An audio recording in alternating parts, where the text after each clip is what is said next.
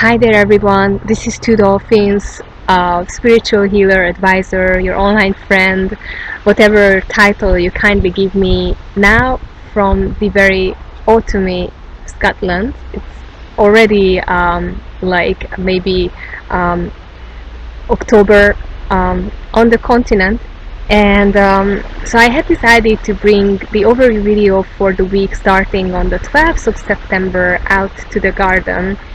And then, just as I settled in my dedicated corner for these videos and reading and stuff, the wind started to blow.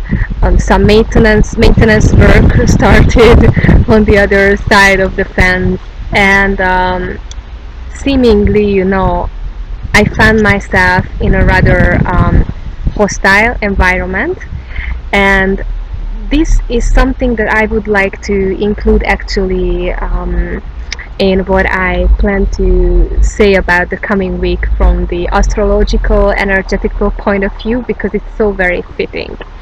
So I have my notes with me, my pen. I'm a good student, back to the school.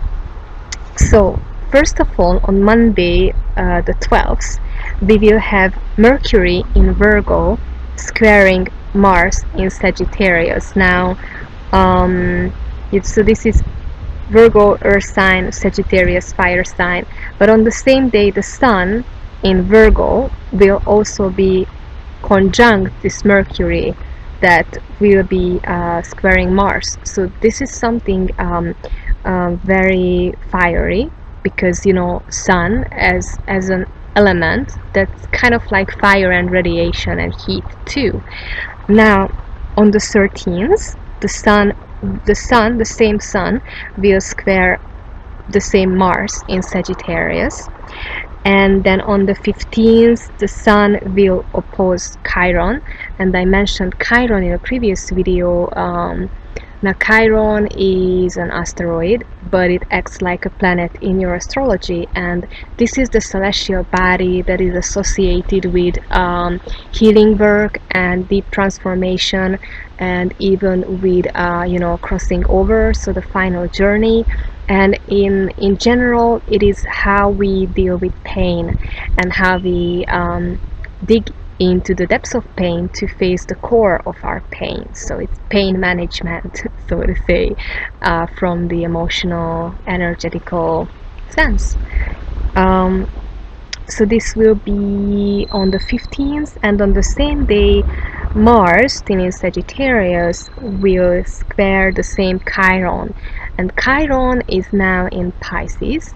Pisces is a sign that is has long been historically associated also with healing activities and healing itself and emotional healing, alternative practices of healing, holistic approach, and also with the healing waters, the watery element and the healing power of spending time close to natural waters. Now, I'm surrounded by birds, and nature is coming around me as I'm sitting here, not disturbing them. It's just wonderful. So so that was both on the 15th of September. So we are just around the middle of the week, and it's already a lot happening.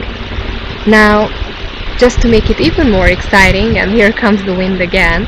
So on the 16th, which is Friday, we will have a full moon lunar eclipse. What a surprise, in Pisces again, with this moon opposing the Sun in Virgo. Very interesting dynamics, and I think I will probably record a separate video on that. So this is the 16th, and then on the 17th, Mars will trine Uranus, and Uranus, the planet of change and reforming things and structurizing and restructurizing, and coming from this also the planet of surprises and sudden changes, is I even have a cat around me now. So So Uranus is in Aries at the moment, and that is another fire sign. So this Mars in Sagittarius, fire sign, will trine Uranus in Aries, both fire signs.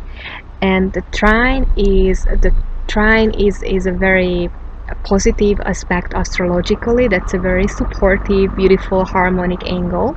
So as we are moving towards the end of the week, something is shifting. Change is coming into the picture in the good sense after all this turmoil and trials and tribulations and surprises that were rather shocking. And on the 18th, which is Sunday, and that's kind of like the crown of this week, coming week.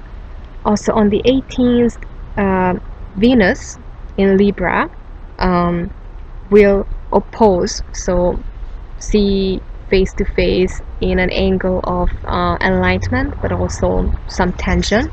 So Venus will oppose Uranus. What I said about the elements and sitting out in a garden and then suddenly, facing everything that is out here, this is kind of the allegory of this coming week, in my eyes or in my heart. Because we are in the eclipse season, and the eclipse season, we just had the new moon solar eclipse, and then now we are heading towards the full moon lunar eclipse, and this is supposed to eclipse out of your life everything and anything that you don't need anymore, but also do deep healing work on you.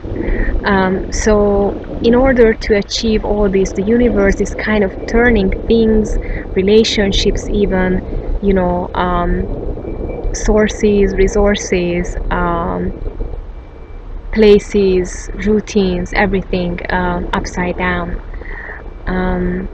I have to say that just like any other human on the earth at the moment, I had my fair share of the turmoil already, and when you know that you are already after one eclipse and you are heading towards the other one, which is supposed to in a way complete the work that the first eclipse started, I think that this is the most falling leaves.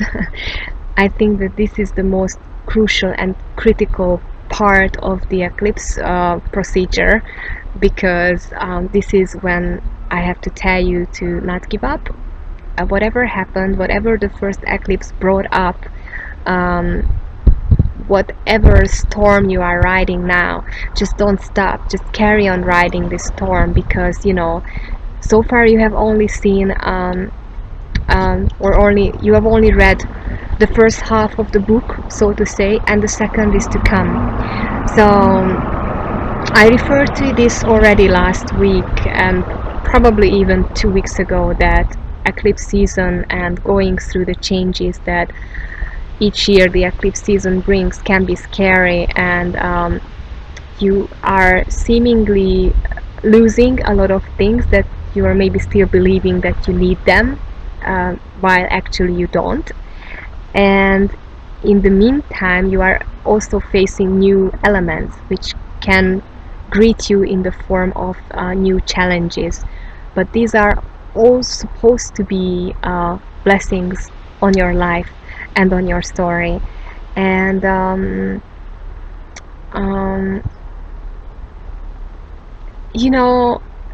making these videos is, to me, making these videos is also a statement.